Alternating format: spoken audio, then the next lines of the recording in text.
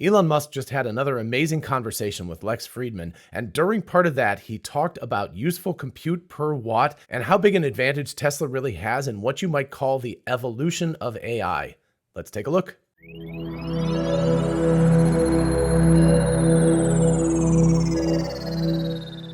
Hey y'all, it's Dr. Know-It-All. First of all, I decided to wear my Don't Mess with Tesla t-shirt. You can get that in the merch store along with a whole bunch of other stuff if you're interested. So I thought that was appropriate today since we're going to be talking about Tesla and AI stuff.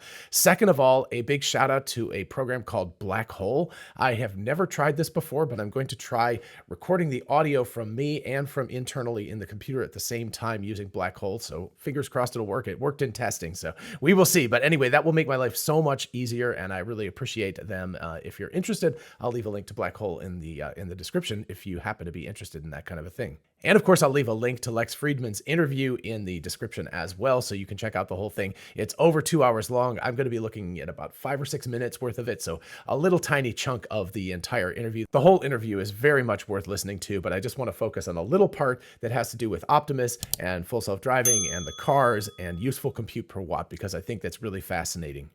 Our old friend, Tesla Autopilot, it's probably one of the most intelligent real-world AI systems in the world. Right, you followed it from the beginning.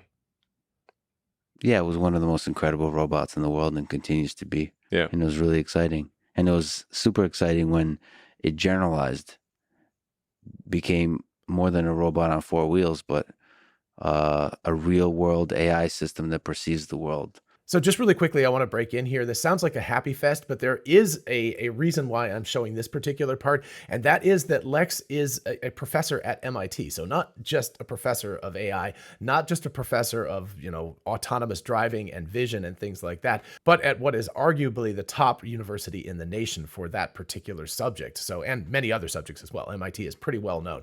Anyway, so this is not, some nobody who's talking about this. This is somebody who really understands, and look how impressed he is with what Tesla has done. And of course, I have to follow suit saying that even though I don't have those credentials, I actually do have quite a few credentials in the same area. And this stuff impresses the heck out of me on a daily basis. I just got back from the gym and the car drove me back home again. And, it's like, geez, that's just crazy that it can do something like that. Anyway, onward and upward here. Yeah. And can have potentially different embodiments. Well, I mean, the really wild thing about the end-to-end training is that it learns to read, it can read signs. But we never taught it to read. We never taught it what a car was, or what a person was, or a cyclist.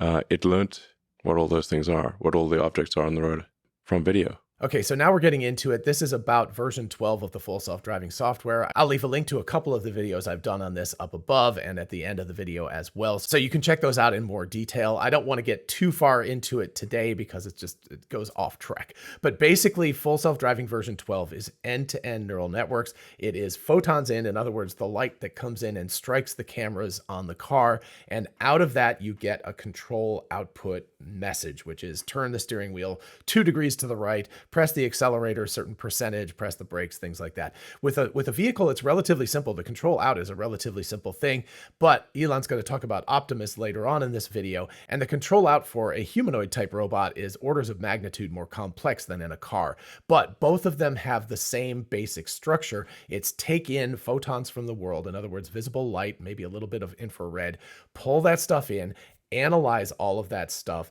and then output some decision, whether that's the car, again, steering wheel or something like that, or the Optimus robot, which is close your fingers 8 degrees or something, right? Or move my arm this much or whatever. Those types of things are the basis of any robotics. And of course, Elon and everyone would agree that a Tesla with full self-driving is acting as a robot. It's an autonomous robot. It just so happens to have 4 wheels as opposed to 4 limbs. Let's face it, after a night with drinks, I don't bounce back the next day like I used to. And so the choice has been have a great night or a great next day. That is until I found ZBiotics. ZBiotics pre-alcohol probiotic is the world's first genetically engineered probiotic.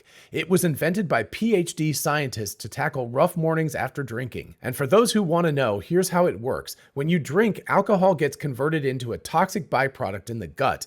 It's this byproduct, not dehydration, that's to blame blame for your rough next day. ZBiotics pre-alcohol probiotic produces an enzyme to break this byproduct down.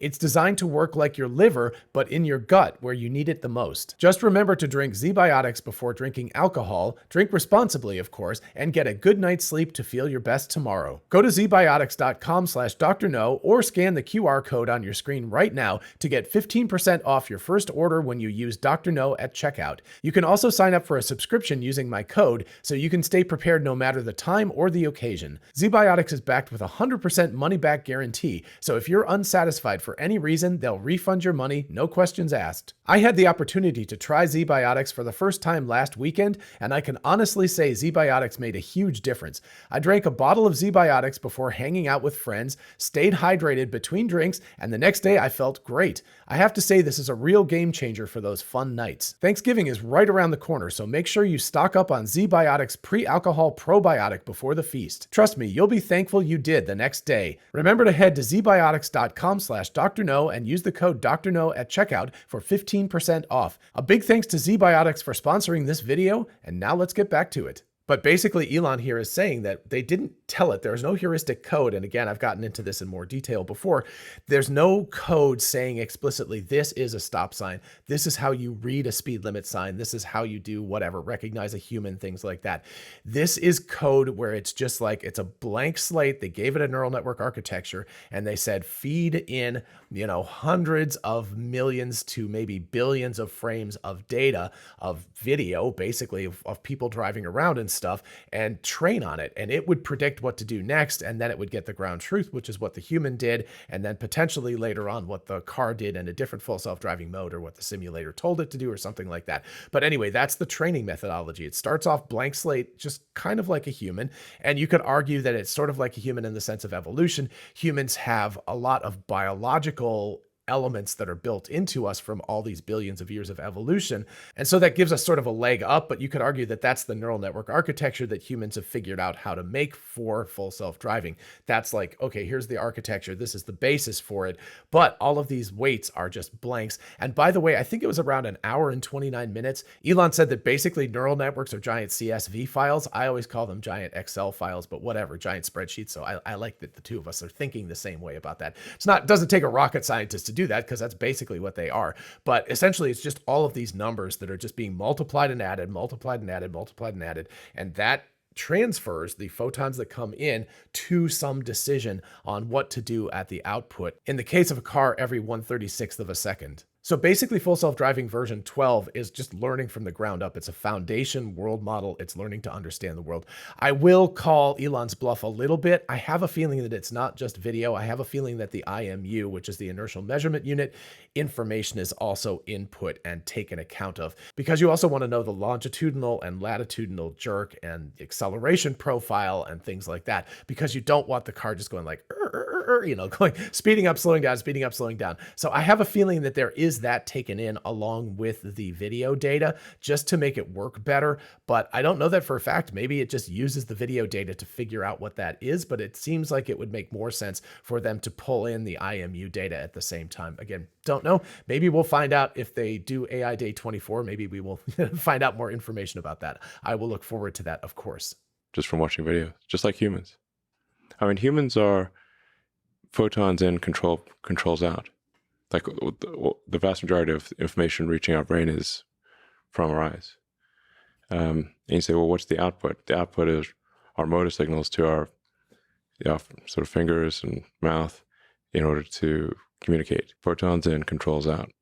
The same is true of the car. But by looking at the sequence of images, you've agreed with Ilyas Iskeva recently, where he talked about LLM forming a world model, and basically language is a projection of that world model onto the sequence of letters. And you're saying it finds order in these things. It finds correlative clusters. So Elon here is talking about what the neural networks are doing in this case, and what large language models do as well. And that is to find correlations between different things. Correlative clusters just basically means it's taking all of the, reality data of reality, or the data that's in a sentence or something, and it's finding correlations. So it's saying, if you say the cat what is the likely next word? What is in the trillions of words in the English, language stuff that's out there on the internet that you can use as input data?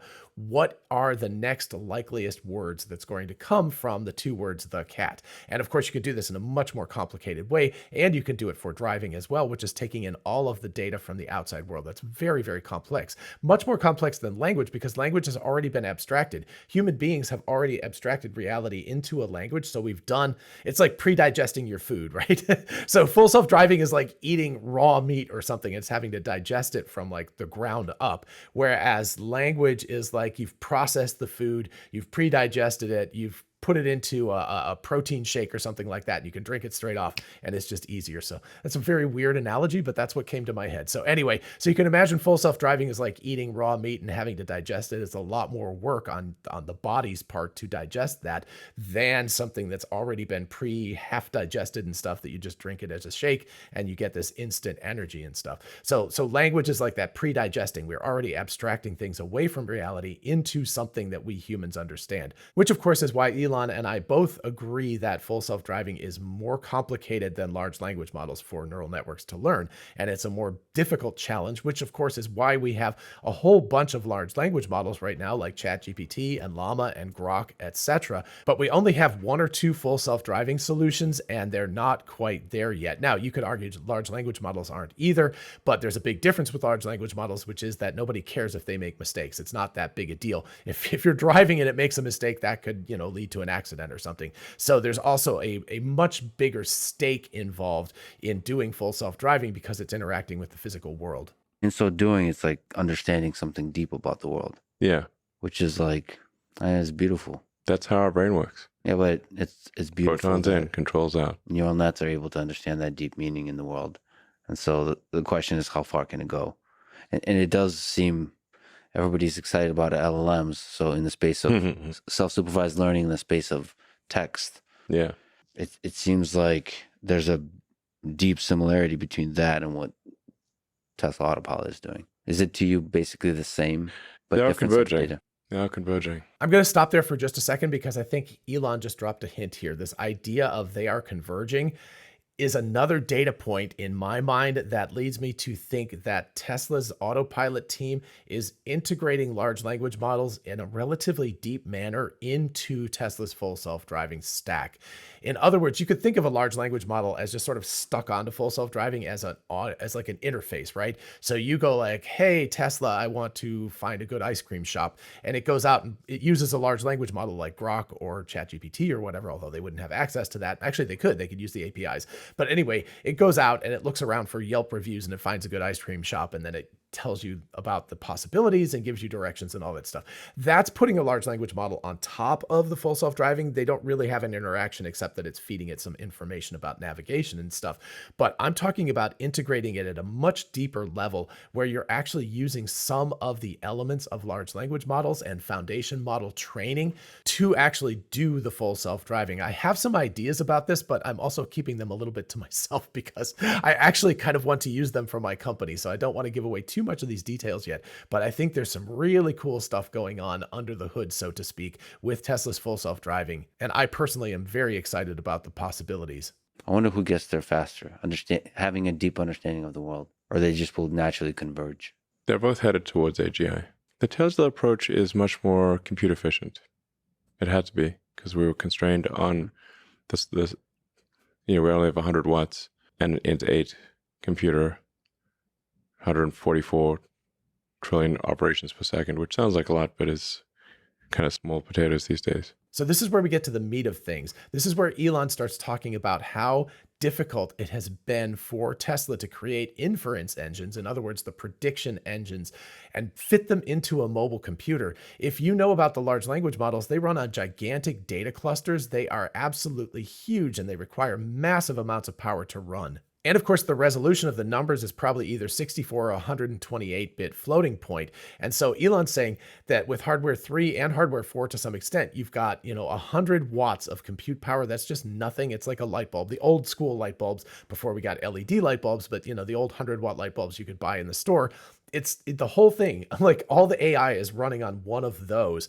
And also it has to operate on int 8, which is only 256 numbers. It's an integer number, 2 to the 8th power, which gives you 0 to 255. So every one of those numbers in that Excel spreadsheet or CSV file is just an integer between 0 and 255. That's not a lot of resolution. That means that they've had to quantize the crap out of this thing. Now, Tesla has talked about having an 8-bit adjustable floating point number, and I thought that they were actually using that in their systems, but maybe they're not. So they might just be using integers, which is just crazy. It's such a low resolution thing. You introduce a lot of noise with that. I know about this because I've messed around with resolution of things in audio and stuff. And when you drop down to like 8-bit resolution, you get a ton of noise because it's not able to replicate the signal very well.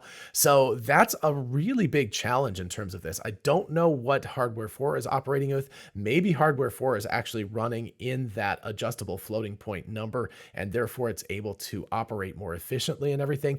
But the fact of the matter is that for memory purposes and compute purposes, they had to reduce this gigantic thing that they trained on in their data clusters down to int 8 numbers and still have it run effectively in a car and predict the next, frame of reality that's going to happen. So that is an incredible challenge. And it's something that gives Tesla, in my mind, a massive leg up over everybody else because they have been so constrained that they've had to work much harder to create their inference engine. And I'm going to get back to this in just a minute, why this is such a big advantage for Tesla. But it's understanding the world at int 8. It's only 256 values. But there, the path to AGI might have much more significant impact because it's understanding. It'll faster understand the real world than will LLMs, and therefore be able to integrate with the humans in the real world faster. They're both going to understand the world, but I think Tesla's approach is fundamentally more compute efficient. Mm-hmm. It had to be. There was no choice. Like our brain is very compute efficient. Very, very energy efficient. So think of like what is our brain able to do? There's only about 10 watts of higher brain function, not counting stuff that's just used to control our body. The thinking part of our brain is less than 10 watts. And those 10 watts can still produce a much better novel than a 10 megawatt GPU cluster. So there's a 6 order of magnitude difference there. So what Elon's talking about here is that a data cluster has about 10 megawatts of energy that comes in, whereas a human brain uses about 10 watts of energy. So you're looking at 6 orders of magnitude, 6 zeros that are extra, and yet the human can still outdo these compute clusters. A little bit of, it's not quite a perfect analogy because of course these compute clusters can generate a novel, even if it's crappy, in just a couple of minutes, whereas a human might take years to do that. So anyway, so there is the idea of, well, okay, so the compute cluster could write thousands of novels in the same time that a human could write one. So it's not quite a fair comparison, but still, it's a valid point that what you're looking at is a human brain is 10 watts. It's the part that thinks, right? Not the part that runs the body and everything, but the part that thinks is only about 10 watts. That's incredibly energy efficient. But there's an evolutionary reason for this, of course, which is that if your brain took too much power, you would need too much food.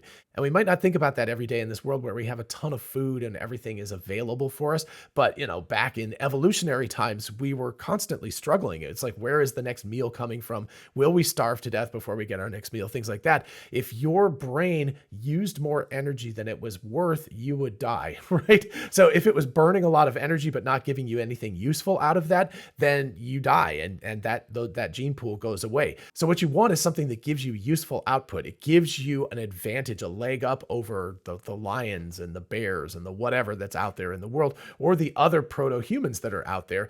You want something that gives you a leg up on them without consuming too much power. So the basic equation is, here's the amount of energy budget that I'm devoting to my brain, and here's the advantage I get in eating and reproducing. That's really all that matters. It's a pretty simple algebraic equation that is like, am I using more power in my brain than I'm getting out of that in an advantage of eating and reproducing? If I am using more power than I'm getting that advantage, then I go extinct. If I'm using less power and I get a bigger advantage, then I don't go extinct and I get to pass on my genes to the next generation. So, evolutionary win. And this leads to the really interesting observation here is that with engineering, we've done it backwards. We throw as much energy as we want to at the problem. We're just like, here, take all the energy you want. Here, have a data cluster with, 6 megawatts or something like that.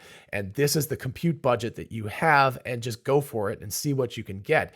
That's not the way that evolution has ever worked. Evolution has always been incredibly energy constrained. And so we've had to build up over time from an energy constrained point of view. And so what Elon is talking about here is what I would consider to be an evolutionary advantage to Tesla's approach to AGI over all of these other approaches. These other approaches are wastrels of energy. They're just like, use all the energy you want. Whereas Tesla's had to be very, very, very energy constrained in their inference engine. Now, of course, their training clusters are a whole different ball of wax. They're one of the largest training clusters in the world at this point. And so they use all of the power. So the training end of things uses a ton of power. So they haven't figured that part out.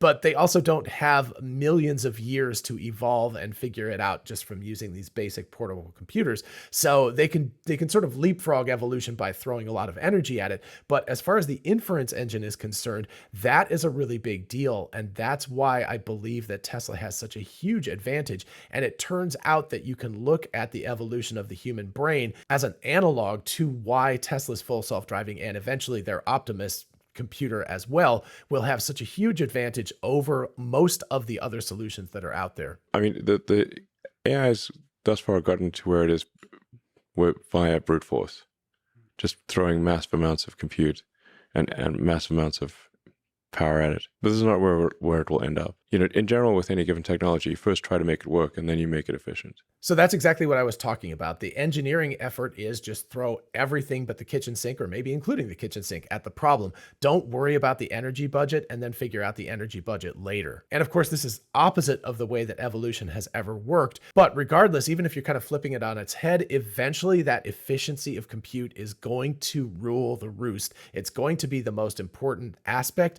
of AI and AGI. It's not going to be just whether you can have an AGI, it's whether you can have it in a compute efficient platform that can run on a battery basically instead of on a giant 6 megawatt server cluster. And what that means to me is eventually it's going to be, your phone, or even better, maybe something like your watch. It can run on a tiny, tiny, tiny amount of power and still give you AGI capabilities. And that also leads to the potential of like Neuralink or something, where you can have an ultra low power, thing in your brain that connects directly to your brain, but is also an AGI, or at least connects to an AGI that's local to the system around you, like something again like the size of your phone or something like that.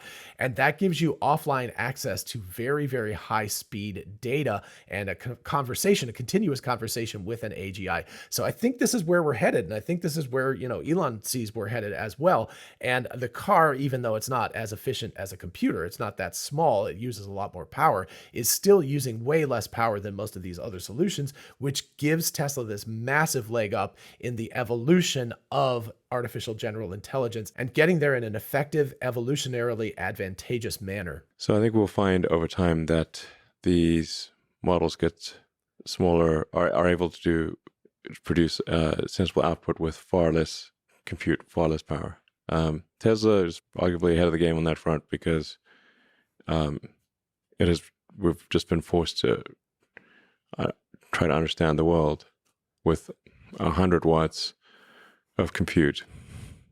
And there are a bunch of sort of fundamental functions that we kind of forgot to include. So we have to run them in a bunch of things in emulation. We fixed a bunch of those with hardware 4, and then hardware 5 will be even better. So again, think about the constraints. You've got this tiny little box that's doing the compute, and it only has so much compute, and it only has a certain amount of resolution to the numbers, and yet it's still got to do it. That's a huge advantage for Tesla. Really interesting to hear him say that hardware 3, they forgot things that were really important to the way that these neural networks are computed, and they have to do things in emulation, which slows everything down. But hardware 4 is an improvement. Hardware 5 will be another, improvement as well.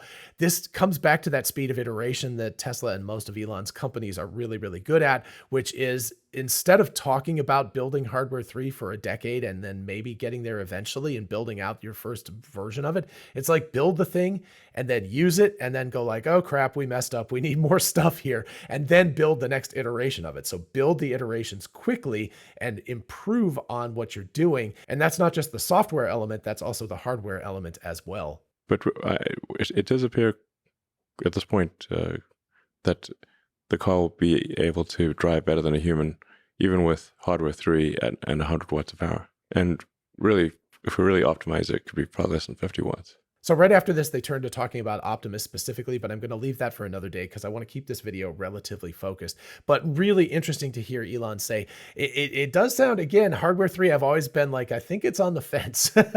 He seems like he's like, well, maybe we're going to get it done with hardware 3, maybe not. But it does, you know, he's like, yeah, I think we'll get it done with hardware 3. I think they're going to be very highly motivated to get it done with hardware 3, or else there's going to be a big class action lawsuit about people saying we bought full self-driving with hardware 3 in our cars. We expect it to work.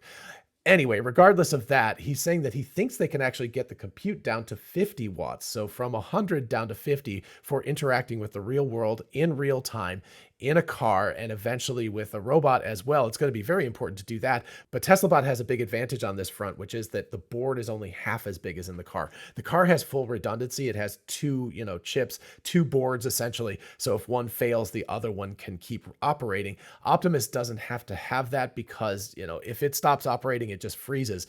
If that happens in a car when it's full self-driving, that's bad news. If it happens with a robot, under 99% of the circumstances, it's going to be fine. Just push the restart button, he'll restart and he'll be fine. So anyway, so there will be an advantage to that. So maybe you can get down to 30 or 40 watts on a humanoid robot, which is pretty decent, with a battery pack that won't require too much of that battery pack to operate for 8 or 10 hours or something. So this is really, really fascinating stuff. Before I go, I just want to touch really quickly on something that Elon says towards the end of this interview where, Lex asks him about how he's doing personally, how all of this stuff is. And he said, people wouldn't want to be me. My mind is a storm.